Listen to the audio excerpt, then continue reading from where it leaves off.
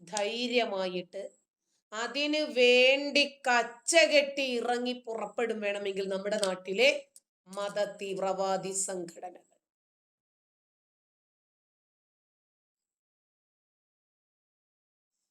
തലയിൽ തുണിയിടാൻ എന്തിനാ നാണക്കേട്? ഈ തുണി മറ്റുള്ളവരെ പേടിപ്പിക്കുന്നുണ്ട് എന്നുള്ളത് മറ്റുള്ളവർക്ക് മനസ്സിലാകണ്ടേ? തട്ടം കാണുമ്പോൾ പേടി തോന്നുന്നു ചോദിക്കുന്നില്ല? അതെ, പേടിക്കണ്ടേ? അപ്പൊ കാവിക്കൊടി അമ്പലത്തിൽ പാടില്ല. അമ്പലമുറ്റത്തു വേണ്ടത് ഹമാസിനു വേണ്ടിയുള്ള ഐക്യദാർഢ്യമാണ് എന്ന് ഇവിടുത്തെ Jamaat-e Islami, popular front, SDPI സംഘടനകളുടെ തിട്ടൂരം നിങ്ങൾ കേട്ടിരുന്നോ? പക്ഷേ നാടകം, സിനിമ, കലോത്സവം, ഇതിലൊക്കെ ഹൈന്ദവ പുരാണ കഥാപാത്രങ്ങളെ പോസ്റ്റ്മോർട്ടം ചെയ്തെടുത്ത് അവഹേളിക്കും. എന്നിട്ട് കേരളത്തിന്റെ സ്വന്തം മുദ്രാവാക്യമുണ്ടല്ലോ, മലപ്പുറത്തിന്റെ രോമാഞ്ചം. മലപ്പുറത്തെ രോമാഞ്ചത്തിലാക്കിയ ആ മുദ്രാവാക്യം തമിഴില് മുടിക്കു പറയുമല്ലോ.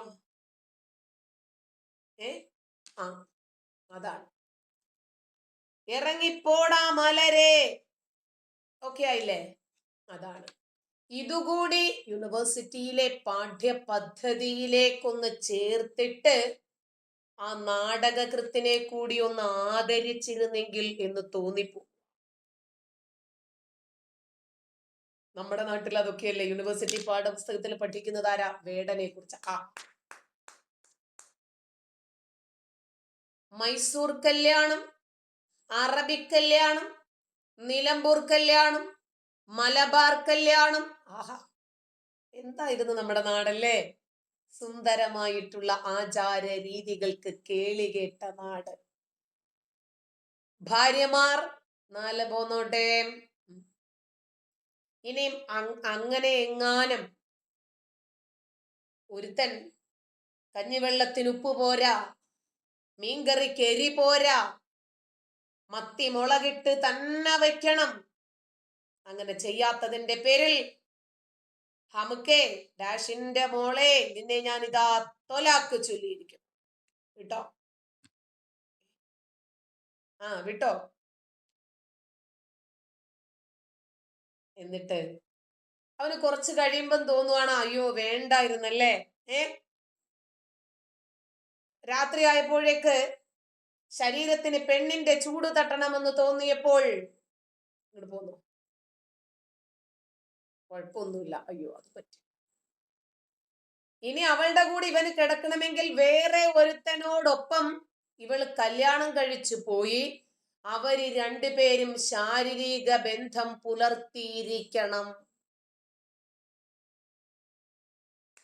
സൂപ്പർ നിയമം അല്ലേ? ശിക്ഷ പെണ്ണിന്. തെറ്റാരാ ചെയ്തത്? പുരുഷൻ.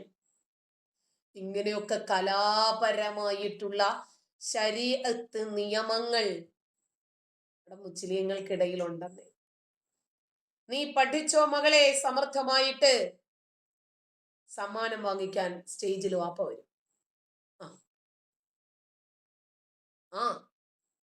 സ്കൂട്ടർ ഓടിച്ചു പോയ അയൽവാസിയെ മുസ്ലിം പെൺകുട്ടി സ്കൂട്ടർ ഓടിക്കുകയോ, അടുത്ത വീട്ടിലെ യൂസഫ് അടിച്ച് കാലൊട്ടിച്ചു.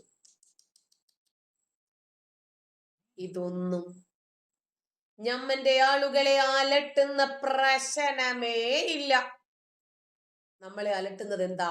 ഊർമിള, സീത, പാഞ്ചാലി, പാർവതി, ഗണപതി, ശിവലിംഗം. ആരുടെ പ്രായോഗിക ബുദ്ധിയാണ് ഇതിന് പിന്നിലെന്ന് മനസ്സിലായോ? നിങ്ങൾ ഉറങ്ങിക്കോ. ഉറങ്ങുന്നവനെ വിളിച്ചുണർത്താം, ഉറക്കം നടിക്കുന്നവനെ പ്രയാസ.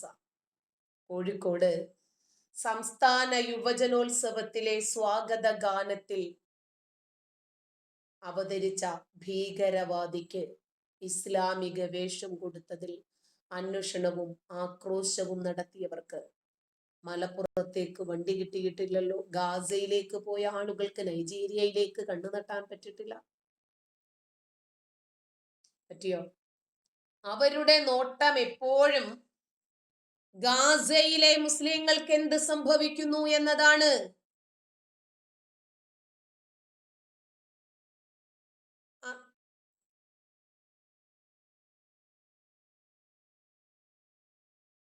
ആ കണ്ണാ നിനക്കായി അവരെ പറഞ്ഞു വിട്ടേരെ. കാരണം നമ്മൾ പറയുന്ന വിഷയത്തെ കുറിച്ചിട്ടല്ല പറയുന്നത്. എൻ്റെ കൂടെ കിടക്കുന്നത് മുറിയനാണോ അല്ലേ എന്നാണ് അറിയേണ്ടത്. അതെ, ലൈംഗിക രോഗമാണ് കൊച്ചി നിന്റെ തലയിൽ കേട്ടോ. മോളങ്ങോട്ട് ചെല്ല്, പൊയ്ക്കോ. എനിക്കെന്താ മുറിയനെ കല്യാണം കഴിക്കാൻ പാടില്ലേ? ഞാൻ തന്നെ പറഞ്ഞു വിട്ടേക്കാം. ഇത്തരം പാഴ്വസ്തുക്കളെ ഒന്നും നമുക്ക് ആവശ്യമില്ല കേട്ടോ.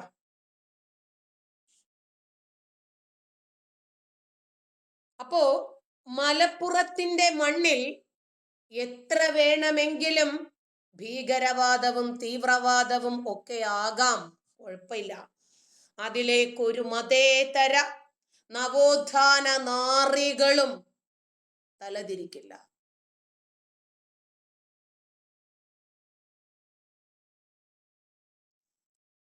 ഇവിടെ എനിക്ക് നിങ്ങളെല്ലാവരും ഇവിടെ തന്നെ നിൽക്കണമെന്നും നിങ്ങൾ ഞാൻ പറയണത് കേട്ടോളണമെന്നും ഒന്നും എനിക്ക് യാതൊരു നിർബന്ധവും ഇല്ല കേട്ടോ.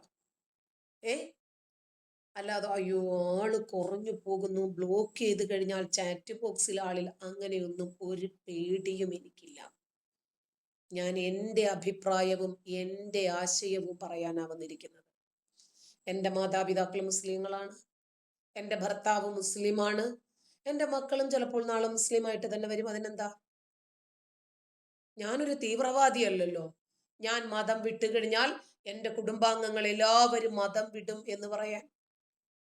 അവർക്ക് അവരുടെ മതമനുസരിച്ച് മുന്നോട്ട് പോകാനും എനിക്ക് എൻ്റെ മതനിരാസമനുസരിച്ചിട്ട് മുന്നോട്ട് പോകാനും സാധിക്കുന്നത് ഞങ്ങൾ രണ്ടുപേരും ഒരു ധാരണയിൽ എത്തിയിരിക്കുന്നത് കൊണ്ടും ഈ രാജ്യത്തിൻ്റെ ജനാധിപത്യത്തെക്കുറിച്ച് അറിയുകയും ചെയ്യുന്നത് കൊണ്ടാണ്. നമ്മുടെ നാട്ടില് ലക്ഷക്കണക്കിന് യുക്തിവാദികളുണ്ട്. അവരുടെയൊക്കെ ഭാര്യമാരും ഭർത്താക്കന്മാരും ഒക്കെ യുക്തിവാദികളാ ആണോ? ഈ കോൺഗ്രസ്സുകാരുടെ ഒക്കെ ഇണകള് കോൺഗ്രസ്സുകാരാ? കമ്മികളുടെയൊക്കെ ഇണകള് കമ്മികളാ? ഈ സുഡാപ്പികളുടെ ഒക്കെ വീടുകളിൽ ഉള്ളത് എല്ലാം തീവ്രവാദികളാ എന്ന അഭിപ്രായം നമുക്കാർക്കും ഇല്ല. നമ്മുടെ വ്യക്തിപരമായ കാര്യങ്ങളിൽ വന്നിട്ട് അഭിപ്രായം ഉണ്ടാക്കിയിട്ട് വലിയ ആളാകുക. ഇറങ്ങിപ്പോയിക്കോ, നീയൊക്കെ അട്ടിച്ച് തല ഞാൻ പൊളിക്കും, പോയിക്കോ. ഇതുപോലെയുള്ള വിവരദോഷികളായിട്ടുള്ള ആളുകൾക്ക് വേണ്ടിയിട്ടുള്ള ലൈവ് അല്ല ഇത്. തിന്നോ കുടിച്ചോ കുളിച്ചോ തൂറിയോ തുപ്പിയോ എന്നൊന്നും ചോദിക്കുന്ന ലൈവ് അല്ല ഇത്. ഞാൻ ഏത് വിഷയങ്ങളെക്കുറിച്ചും എൻ്റെ അഭിപ്രായം തുറന്നു പറയും. നിങ്ങൾ ഇത്രയും ആളുകൾ ഇവിടെ നിൽക്കുന്നത് ആ അഭിപ്രായത്തോട് നിങ്ങളും യോജിക്കുന്നത് കൊണ്ടാണ്. യോജിക്കാം, വിയോജിക്കാം, രണ്ടിനും ഒരു മര്യാദ വേണമെന്ന് മാത്രം. അല്ലാതെ നിങ്ങൾ എന്തിനാണ് തട്ടയിട്ടിരിക്കുന്നത്? നിങ്ങൾക്ക് എന്താണ് കുറച്ച് മേക്കപ്പ് ഇട്ടാല്? നിങ്ങൾക്ക് എന്താണ് കുറച്ചുകൂടി ഡെക്കറേഷൻ ഒക്കെ ഇട്ടാല്? നിങ്ങൾക്ക് എന്താണ് കുറച്ച് അങ്ങനെ സംസാരിച്ചാല് ഇങ്ങനെ സംസാരിച്ചാല്?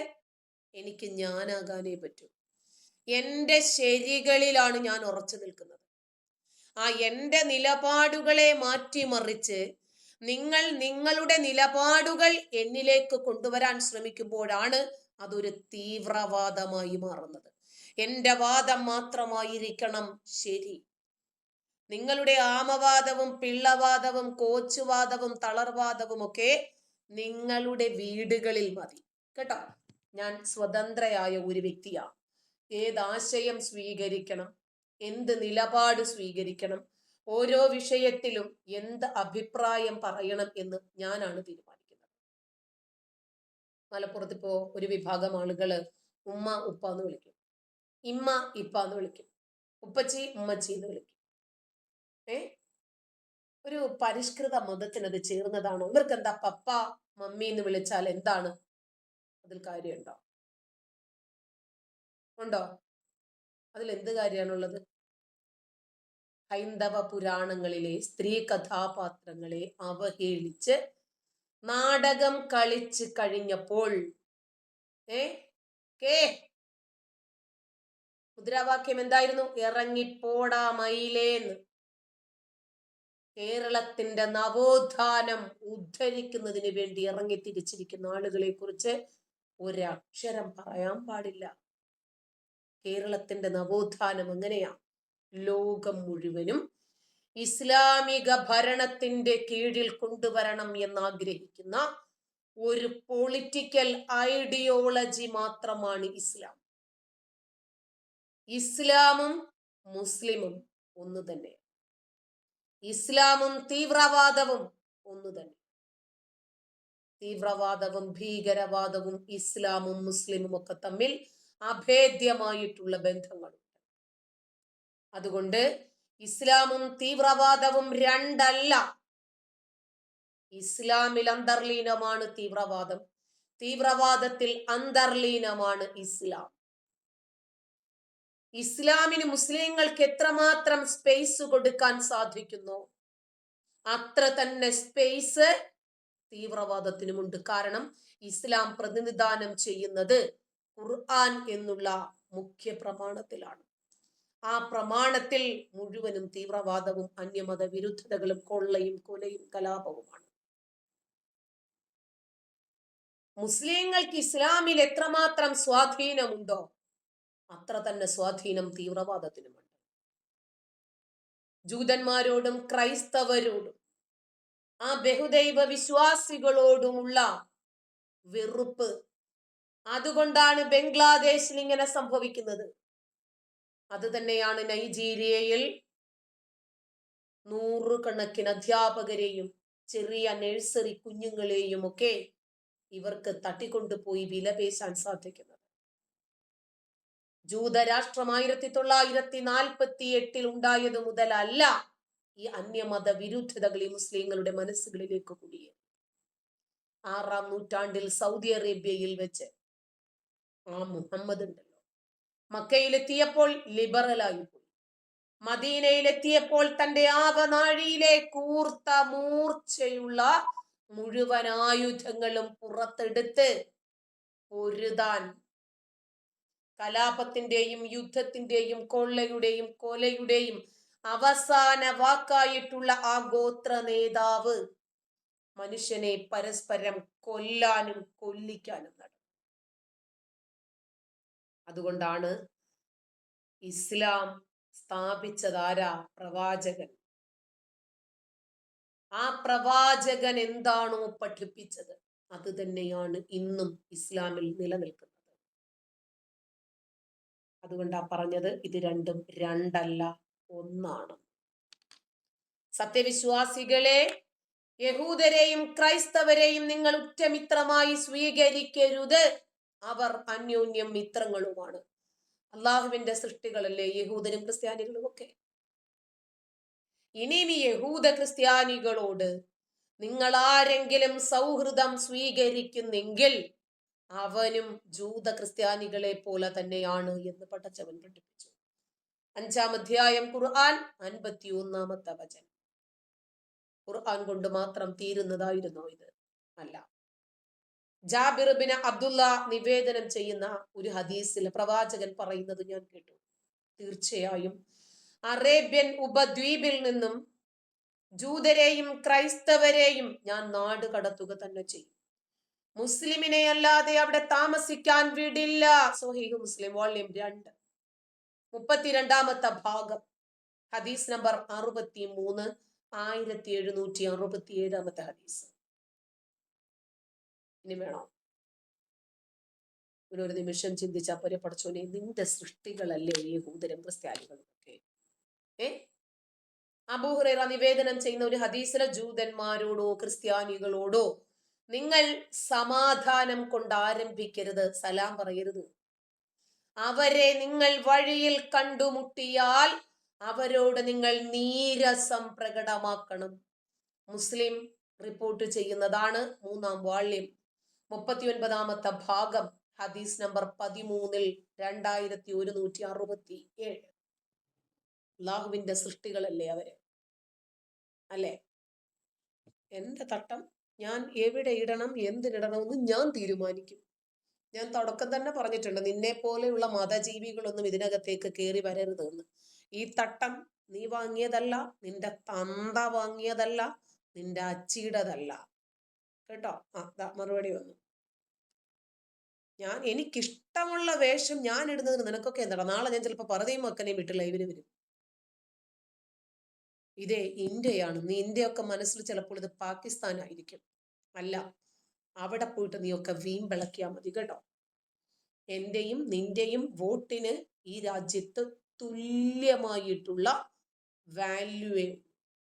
അപ്പൊ നിന്റെ വോട്ടിന് മാത്രം കുറച്ച് വാല്യൂ കൂടുതലാണ് എന്ന് നീ ധരിക്കുന്നുണ്ടെങ്കിൽ അത് നിന്റെ വീട്ടിൽ പോയി പറഞ്ഞാൽ മതി കേട്ടോ. ഞാൻ എന്ത് വേഷം ധരിക്കണം എന്നത് എൻ്റെ സ്വാതന്ത്ര്യമാണ്. മദ്രസയിൽ പോയി ചെറിയ പ്രായത്തിലെ ഉസ്താദിന് കമിഴ്ന്ന് കിടന്നു കൊടുത്ത് ശീലിച്ചത് കൊണ്ട് മര്യാദകളും മാനവികതകളും ഒന്നും നിങ്ങൾക്ക് പഠിക്കാൻ പറ്റിയില്ല. അതുകൊണ്ടാണ് പഠിക്കാൻ പറ്റാത്തായിപ്പോയത്. കാരണം തലച്ചോറിൽ മൊത്തം ഇല്ല സാധനമാണല്ലോ ചെറുതിലെ ലവം കയറ്റി വിട്ടിരിക്കുന്നത്. അതുകൊണ്ടാണ്. അപ്പോ അള്ളാഹുവിന് ഈ അമുസ്ലിങ്ങളെ സൃഷ്ടിക്കാതിരുന്നാൽ പോരായിരുന്നോ എന്ന ഒരു ചോദ്യം നിങ്ങളുടെ മനസ്സിൽ വന്നു. അത് കാഫിറുകളുടെ മനസ്സുകളിൽ എന്തുകൊണ്ട് വരുന്നില്ല എന്നതാണ് ഞാൻ ചിന്തിച്ചത്. എന്തുകൊണ്ടാണ് മുസ്ലിങ്ങളുടെ മനസ്സിൽ അത് വരാത്തത് എന്നാണ് ഞാൻ ചിന്തിച്ചത്. അള്ളാഹു ഒരു വിഭാഗം മനുഷ്യരെ സൃഷ്ടിച്ചിട്ട് വേറെ ഒരു വിഭാഗം മനുഷ്യരോട് പറയുക, അവന്റെ ജീവൻ അങ്ങോട്ട് എടുത്തേരെ, അവനിനിയും ജീവിക്കണ്ട. നിനക്ക് അള്ളാഹു നിനക്ക് തരുന്ന കൽപ്പനയാണത്. അള്ളാഹുവിന് ഏറ്റവും നല്ലത് കാഫിറുകളായിട്ടുള്ള ആളുകളെ സൃഷ്ടിക്കാതിരിക്കുന്നതായിരുന്നു. കാഫിറുകളെ സൃഷ്ടിച്ചിട്ട് അവർക്ക് ജീവനും കൊടുത്തിട്ട് അവരുടെ മനസ്സുകളിലേക്ക് അവിശ്വാസവും ഇട്ടുകൊടുത്തിട്ട് വിശ്വാസികളോട് പറയാണ്, പോയി അവന്റെ തല അങ്ങോട്ട് എടുത്തോളാൻ. വല്ല കാര്യമുണ്ടോ ഈ പടച്ചോന്റെ ഇതിന്റെ ഒക്കെ? അപ്പോ പടച്ചോന് തലച്ചോറില്ലാത്തതുപോലെ തന്നെ പടച്ചോന്റെ സൃഷ്ടികൾക്കും തീരെയും തലച്ചോറില്ലാതെ പോയി. അതുകൊണ്ടാണ് ആ പടച്ചവൻ പറഞ്ഞതിനനുസരിച്ച് ആരെയാണ് പടച്ചോനെ കൊല്ലേണ്ടത്, എങ്ങനെയാണ് പടച്ചോനെ കൊല്ലേണ്ടത്, ഞാൻ റെഡിയാണ് പടച്ചോനെ. ശരി, ലോക ജനസംഖ്യയുടെ എത്ര ശതമാനമുണ്ട് മുസ്ലിങ്ങൾ? പോപ്പുലേഷൻ നോക്കുമ്പോൾ നിങ്ങൾക്കൊക്കെ ChatGPT അതുപോലെ ഗൂഗിളും ജെമിനിയും ഒക്കെ ഇല്ലേ? ചോദിച്ചു നോക്കേ. ലോക ജനസംഖ്യയുടെ 25% മാത്രമാണ് മുസ്ലിം പോപ്പുലേഷൻ വരുന്നത്. ആ 25% പോപ്പുലേഷനിൽ നിന്നിട്ടാണ് ഈ ലോകത്ത് നടക്കുന്ന മുഴുവൻ തീവ്രവാദ ആക്രമണങ്ങളിലും ഏറ്റവും മുൻപന്തിയിൽ ഇസ്ലാമിക തീവ്രവാദം നിൽക്കുന്നത്. ഈ 25% നിന്നുകൊണ്ടാണ് ഇവർ ചെയ്യുന്നത് എന്ന് മറക്കരുത് കേട്ടോ. അപ്പോ ഇവര് കുറച്ചുകൂടി ആയാൽ എന്തായിരിക്കും അവസ്ഥ എന്നൊന്ന് ചിന്തിച്ചു നോക്കിക്കേ. ലോക മനുഷ്യ ജനസംഖ്യയുടെ 25% മാത്രം വരുന്ന ഇവർ വൈറ്റ് കോളർ ടെററിസമാണ് കഴിഞ്ഞ ദിവസം നമ്മൾ കണ്ടത്. നമ്മൾ എത്ര എണ്ണം കണ്ടു? ഡൽഹി, മുംബൈ, ബാംഗ്ലൂർ, കോയമ്പത്തൂർ, പഹൽഗാം, പുൽവാമ, എത്ര. അതിൽ മലബാർ ലഹളയുണ്ട്, മാറാട് കലാപമുണ്ട്, എത്ര എണ്ണം വേണം? എത്ര എണ്ണം വേണം? എമ്പാടുമുണ്ട്. എണ്ണി എണ്ണി പറയാനാണെങ്കിൽ അനവധി നിരവധിയുണ്ട്.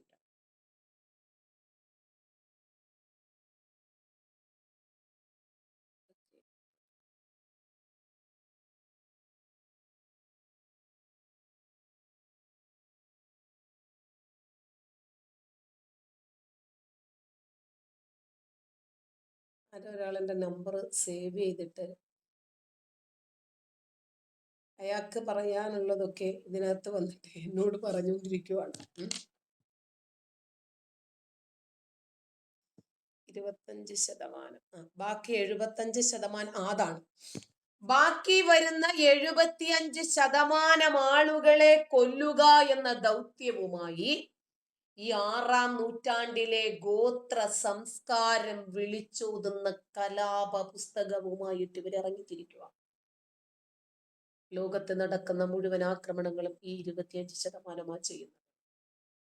അതുകൊണ്ട് എല്ലാ മുസ്ലിങ്ങളും തീവ്രവാദികളാണ് എന്നൊന്നും അർത്ഥമാക്കുന്നില്ല. പക്ഷേ ഇത്രയധികം തീവ്രവാദ പ്രവർത്തനങ്ങൾക്ക് ഒരു മതവിഭാഗം മുന്നിട്ടിറങ്ങുന്നുണ്ടെങ്കിൽ അത് അവരുടെ മൂലഗ്രന്ഥം അതിനനുവദിക്കുന്നെങ്കിൽ, അവരുടെ അടിസ്ഥാന പ്രമാണങ്ങൾ അവരെ അതിന് പ്രേരിപ്പിക്കുന്നുണ്ടെങ്കിൽ അതിന്റെ പേരാണ് തീവ്രവാദം, ഭീകരം.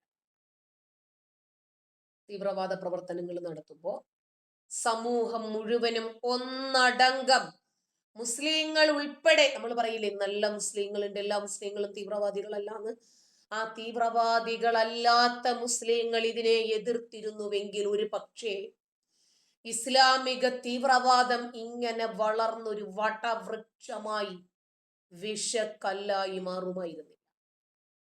ഇസ്ലാമിക തീവ്രവാദികളുടെ ആക്രമണം നടക്കുന്ന സമയത്തു മാത്രമാണ് കേരളത്തിലെ രാഷ്ട്രീയക്കാർ തീവ്രവാദത്തിന് മതമില്ല എന്ന് പറയുന്നത്.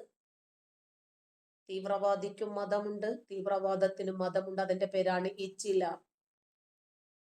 വാർത്തകൾ സത്യസന്ധമായി മാധ്യമങ്ങൾ നമ്മളിലേക്ക് എത്തിച്ചിരുന്നെങ്കിൽ, ഉത്തരവാദിത്വപ്പെട്ട പത്രപ്രവർത്തകർ അവരുടെ ധർമ്മം, ഈ രാജ്യസ്നേഹം ഉയർത്തിപ്പിടിച്ച് ചെയ്തിരുന്നെങ്കിൽ ഈ പണി ചെയ്യാൻ നമ്മൾ ആരും വേണ്ടി വരുമായിരുന്നില്ല. കാശ്മീരിൽ നടന്ന ഇസ്ലാമിക തീവ്രവാദ ആക്രമണത്തെ ന്യായീകരിക്കുന്നതിന് വേണ്ടി നമ്മുടെ അരുൺകുമാർ ഖുർആനിൽ നിന്നും ഒരു വാക്യം എടുത്തു.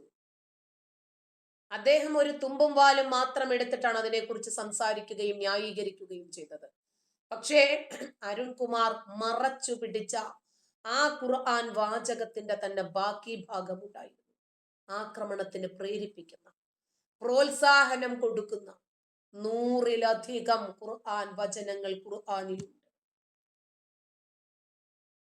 ബഹുദൈവ വിശ്വാസികളെ നിങ്ങൾ കണ്ടെത്തിയിടത്തു വെച്ച് കൊന്നുകളയണമെന്ന്, അവരെ പിടികൂടണം, വളയണം, പൊതിയണം, പതിയിരുന്നിട്ടാണെങ്കിലും ശരി അവരെയൊക്കെ തീർത്ത് കളയണം എന്ന് പറയുന്ന 9-ാം അധ്യായത്തിലെ 5-ാമത്തെ വചനം. വേദം നൽകപ്പെട്ടവരുടെ കൂട്ടത്തിൽ അള്ളാഹുവിലും അന്ത്യദിനത്തിലും വിശ്വസിക്കാതിരിക്കുകയും അള്ളാഹുവും അവന്റെ ദൂതനും നിഷിദ്ധമാക്കിയത് നിഷിദ്ധമായി ഗണിക്കാതിരിക്കുകയും സത്യമതത്തെ മതമായി അംഗീകരിക്കാതിരിക്കുകയും ചെയ്യുന്നവരോട് നിങ്ങൾ യുദ്ധം ചെയ്യണമെന്നും അവര് കൈയോടെ കീഴടങ്ങി കപ്പം കൊടുക്കുന്നതുവരെ അവരെ നിങ്ങൾ കീഴടക്കണമെന്നും പറയുന്ന 9-ാം അധ്യായത്തിലെ 29-ാമത്തെ വചനത്തിന്റെ മാനവികത എന്താ? കുഴപ്പമില്ലാതാകണം, മതം മുഴുവനും അള്ളാഹുവിന് വേണ്ടി ആകണം, അതുവരെ അവരോട് നിങ്ങൾ യുദ്ധം ചെയ്യാൻ. 8-ാം അധ്യായം 39-ാമത്തെ വചനം. നബിയെ, നീ വിശ്വാസികളെ യുദ്ധത്തിന് പ്രോത്സാഹിപ്പിക്കണം, കൊല്ലാനും കൊല്ലപ്പെടാനും. 8-65. ഇനി വിശ്വാസികളെ, നിങ്ങളെങ്ങാനും യുദ്ധത്തിന് ഇറങ്ങി പുറപ്പെട്ടിട്ടില്ലെങ്കിൽ അള്ളാഹു നിങ്ങൾക്ക് വേദനയേറിയ ശിക്ഷ നൽകും, നിങ്ങളല്ലാത്ത മറ്റൊരു ജനതയെ പകരം കൊണ്ടുവരുമെന്ന് പറഞ്ഞ ഭീഷണി. 9-39. സത്യവിശ്വാസികളുടെ പക്കൽ നിന്ന് അവർക്ക് സ്വർഗമുണ്ടായിരിക്കുക എന്നതിന് പകരമായി അവരുടെ ദേഹങ്ങളും അവരുടെ ധനവും അള്ളാഹു വാങ്ങിയിരിക്കുന്നു. അള്ളാഹുവിന്റെ മാർഗത്തിൽ അവർ കൊല്ലപ്പെടണം. അങ്ങനെ അവർ സ്വർഗാവകാശികളായി മാറണമെന്ന് 9-ാം അധ്യായം 111-ാമത്തെ വചനം. നിങ്ങളുടെ അടുത്ത് താമസിക്കുന്ന സത്യനിഷേധികളോട് പോലും നിങ്ങൾ യുദ്ധം ചെയ്യണം, അവർ നിങ്ങളിൽ ഭീകരത കണ്ടെത്തണമെന്ന് 9-123. എത്ര വേണം? എത്ര ഖുർആനായത്താ വേണ്ടത്? 100 കണക്കിന് ഖുർആൻ വചനങ്ങൾ പറഞ്ഞുതരാം. ഇതൊക്കെ യുദ്ധസന്ദർഭത്തിൽ ഇറങ്ങിയ ആയത്താണ്, ഇതിനൊന്നും പ്രസക്തി ഇല്ലെന്ന് പറഞ്ഞു വരണ്ട. ഇസ്ലാമിൽ എന്നാ യുദ്ധം തീരുന്നത്? യുദ്ധസന്ദർഭത്തിൽ ഇറങ്ങിയതാണെന്ന് പറയേണ്ടത് ആരായിരുന്നു? പ്രവാചകനാണ്. ആ പ്രവാചകൻ ആരോട് പറഞ്ഞു യുദ്ധസന്ദർഭത്തിൽ ഇറങ്ങിയതാണെന്ന്? ഈ ഖുർആൻ പ്രവാചകൻ കണ്ടിട്ടുണ്ടോ? പിന്നെ എങ്ങനെയാണ് സബബ് നുസൂൽ പ്രവാചകൻ പറയും? ലോകം മുഴുവനും ഇസ്ലാമാക്കി മാറ്റണം. അതുവരെ നിങ്ങൾ ഇങ്ങനെ കൊന്നും കൊലവിളിച്ചും വിശുദ്ധ യുദ്ധവുമായിട്ട് മുന്നോട്ട് പോകണം. ഖുർആൻ പറയുന്നത് അതാ. മറ്റുള്ളവരെ കൊന്നു തീർക്കുന്നത് വരെ തീവ്രവാദമാകാം. ഇസ്ലാമിന്റെ ചരിത്രത്തിൽ ആദ്യം അധികാരമൊന്നുമില്ലാതിരുന്ന കാലഘട്ടത്തിൽ മക്കയിൽ നിന്നിട്ട് നബി പറഞ്ഞത് ഒരു ലിബറൽ ആശയമായിരുന്നു. അധികാരം ലഭിക്കുന്നതിന് മുമ്പുള്ള മുഹമ്മദിനെയും അധികാരം ലഭിച്ചതിന് ശേഷമുള്ള മുഹമ്മദിന്റെയും ആശയങ്ങൾ നോക്കിയാൽ മതി. മദീനയിലെത്തി കഴിഞ്ഞപ്പോഴാണ് മുഹമ്മദിന് അധികാരം ലഭിച്ചത്. അംഗബലം കൂടിയത്, സൈനിക ബലം വർദ്ധിച്ചത്, ആയുധ ബലം ഉണ്ടായത്, പബ്ലിസിറ്റി കിട്ടി. അത് കഴിഞ്ഞിറങ്ങിയതാണ് ഖുർആനിലെ പല കാര്യം. ഈ ആക്രമത്തിനുള്ള ഇത്തരം ആയത്തുകളെല്ലാം മുഹമ്മദിനെ ഒരു പ്രവാചകനായി അംഗീകരിക്കപ്പെട്ടതിന് ശേഷം പറഞ്ഞതാണ്. അതുവരെ തത്തിപ്പൊത്തി പെയിന്റ് അടിച്ചു നിൽക്കുകയാണ് നബി ചെയ്തത്. സമാധാനത്തിന്റെ വാക്യം മുഹമ്മദ് അത്ര അറിയപ്പെടാത്ത കാലത്ത് പറഞ്ഞ കാര്യമാണ്. അതായത് ഖുർആനിൽ സമാധാനത്തിനുള്ള വാചകമുണ്ട് എന്ന് പറയുന്നവരെ നിങ്ങളൊന്ന് കരുതിയിരുന്നാൽ മതി കേട്ടോ. അവരെ കൊല്ലാനൊന്നും തിന്നാനൊന്നും ഒന്നും നമ്മളാരും പറയില്ല. നമുക്ക് അങ്ങനത്തെ ഭീകരതയും തീവ്രവാദവും ഒന്നുമില്ല. മറിച്ച് അവരെ നിങ്ങളൊന്ന് നോക്കിയാൽ മതി. എന്നിട്ട് ഈ ഖുർആൻ വചനങ്ങളൊക്കെ നിങ്ങളൊന്ന് ഇടയ്ക്കിടയ്ക്കെടുത്ത് അവർക്കൊന്ന് ഓർമ്മിപ്പിച്ചു. ഇന്ന് മുസ്ലിങ്ങളെക്കാൾ കൂടുതൽ വളരെ നന്നായിട്ട് അമുസ്ലിങ്ങൾക്ക് ഈ ഖുർആൻ അറിയാം. എന്തുകൊണ്ടാണ്?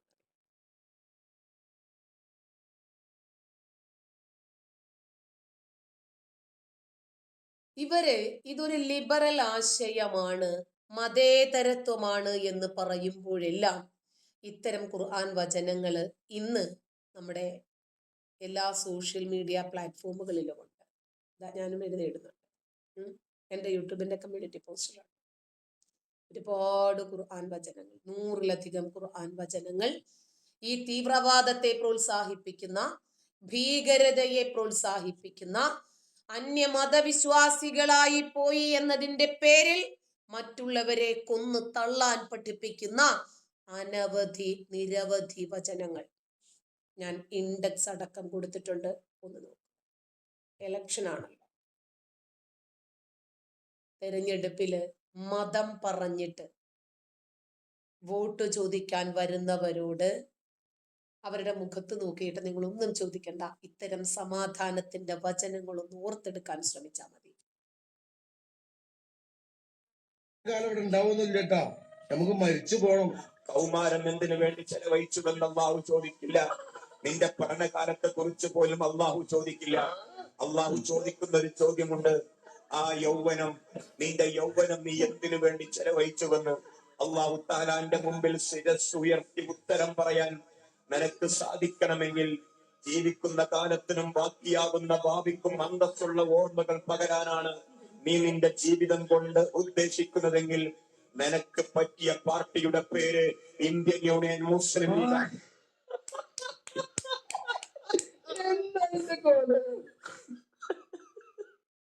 ചെങ്ങായിമാരെ കാലാകാലം ഇവിടെ ഉണ്ടാവുന്നില്ല, നമുക്ക് മരിച്ചു പോണം. കണ്ടില്ലേ ഇവര് എന്തു പറഞ്ഞാണ് വോട്ട് ചോദിക്കുന്നത് എന്ന്? മതമാണ് ഞങ്ങളുടെ പ്രശ്നം. അതെ, നിങ്ങളുടെ അരിയുടെ പ്രശ്നവും മതമാണ്, അധികാരത്തിന്റെ പ്രശ്നവും മതമാണ്. ഇത് ഞങ്ങള് മറ്റുള്ളവർക്കും മനസ്സിലാക്കി കൊടുക്കുക തന്നെ ചെയ്യും. മുസ്ലിങ്ങളിലും തലയ്ക്കകത്താള് താമസമുള്ളവരുണ്ട് എന്ന് നിങ്ങൾക്ക് അറിയണ്ടേ. അവര് തന്നെയാണ് ഇതൊക്കെ എടുത്തിട്ട് ജനങ്ങളോട് പല കാര്യങ്ങളും ചോദിച്ചു കൊണ്ടിരിക്കുന്നത്. ഒരു മുസ്ലിം പണ്ഡിതനാണ്, അദ്ദേഹത്തിന്റെ വാക്കുകൾ കൂടി നമുക്കൊന്ന് കേൾക്കാം. സദസ്സുകളിൽ ബഹുമാന്യരായ മലയാളി സുഹൃത്തുക്കളെ നമസ്കാരം. ഞാൻ ഇന്ന് ഒരു പ്രത്യേക വിഷയം നിങ്ങളുടെ ശ്രദ്ധയിൽ കൊണ്ടുവരാനാണ് ഒരു വീഡിയോയുമായി വന്നിരിക്കുന്നത്.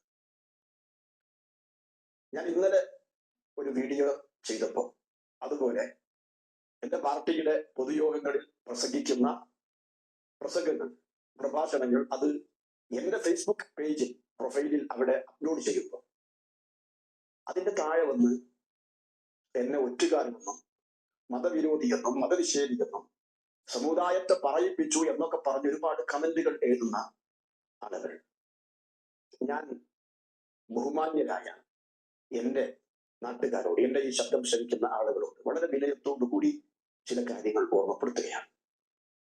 ഞാൻ ഭാരതീയ ജനതാ പാർട്ടിയുടെ ഭാഗമായതുകൊണ്ട് ആ രാഷ്ട്രീയ പാർട്ടിയുടെ വേദികളിൽ ആ രാഷ്ട്രീയ പാർട്ടിയുടെ കാഴ്ചപ്പാടുകളും അത് മുന്നോട്ട് വെക്കുന്ന കാര്യങ്ങളും വിശദീകരിക്കുന്നത് കൊണ്ട് എന്റെ സമുദായത്തിന് ഒന്നും നഷ്ടപ്പെടാനില്ല.